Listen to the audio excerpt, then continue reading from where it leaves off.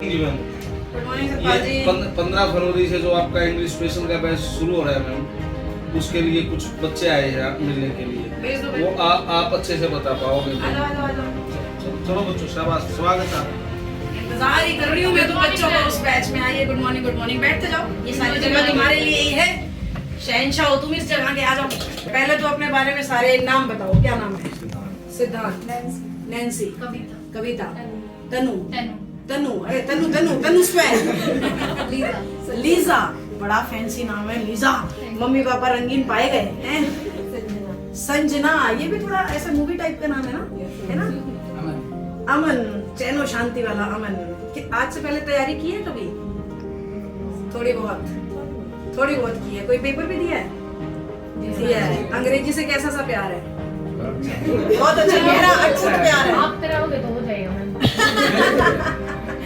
बच्चों, वो जो 15 तारीख से बैच जिसके बारे में आप मेरे से पूछना है, वो उस बैच की जो सबसे पहली बात है ना, मैं पिछले काफी सालों से ना टाइम निकाल ही नहीं पा रही थी इंग्लिश स्पेशल बैच के लिए। मैं जनरली कॉमन, एसएससी और इन बैचेस में उलझ गई थी।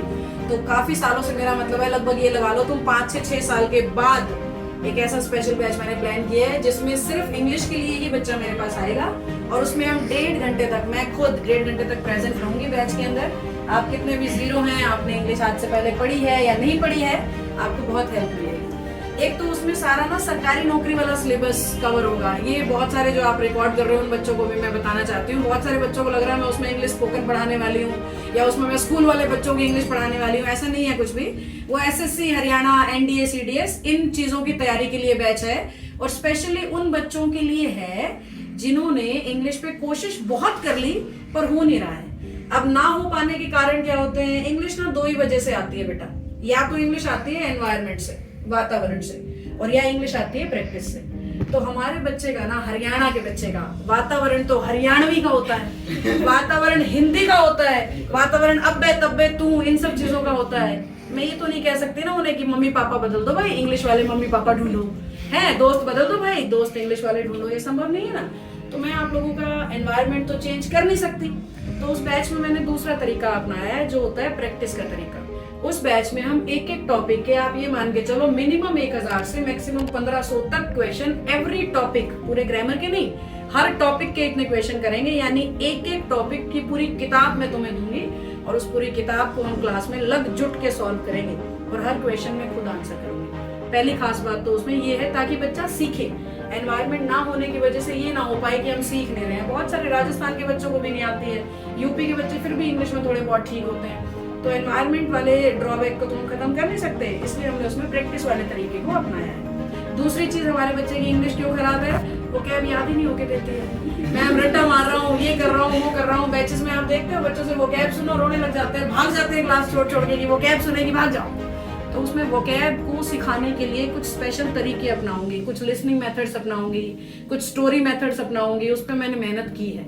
उन शब्दों को हमने कहानी में डाला है, निचोड़ में डाला है। स्पेशली बच्चों के लिए ये मेहनत की है ताकि अब की बार उस बैच में जो बच्चा आए वो इंग्लिश की वजह से किसी पेपर में पिछड़ ना जाए। ठीक है, पोएट्री भी ठीक ठाक कर लेती हूँ वैसे मैं।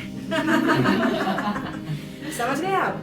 तो ये उस बैच की सबसे बड़ी 2 खास बातें हैं बेटा, प्रैक्टिस और वोकैब। इसके अलावा तीसरी खास बात ये है कि उसमें मैं कोई टाइम की वैलिडिटी लेके नहीं चलती। जब तक बच्चा अपने मुंह से नहीं कह देना कि मैम इंग्लिश आ गई अब पीछा छोड़ दो, तब पीछा छोड़ेंगे। नहीं तो क्लास चलती रहेगी, सिलेबस चलता रहेगा, बार बार रिपीट करती रहूंगी, रिवीजन चलती रहेगी। और ऑनलाइन वाले बच्चों को भी एक्सेस तब तक रहेगी जब तक वो खुद मुझे मैसेज डाल के ये नहीं कहते कि मैम आ गई इंग्लिश, बाय बाय टाटा।